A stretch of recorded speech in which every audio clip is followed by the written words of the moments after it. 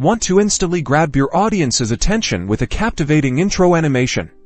Let's dive into how to create a stunning letter introduction in Adobe After Effects. To do just that, first, open Adobe After Effects and create a new composition. Name it something relevant like letter intro. Then, use the text tool to type out your desired word or phrase on the screen. I'm going with hello. Position the text where you want it to appear in your video. Now, let's animate. Select your text layer and, under the transform properties, click the stopwatch icon next to scale, opacity, and position. Doing that will create keyframes, marking the start point of your animation. Will start with scale to make the letters grow into view, so set its initial value to 0. Move the playhead a little forward on timeline, like by 1 second or so. Create new keyframes for the scale, opacity, and position. Adjust scale to 100%. Set opacity to 100% and modify the position, if needed, to move the text into its final position after the animation is complete. To make the animation smoother and more interesting,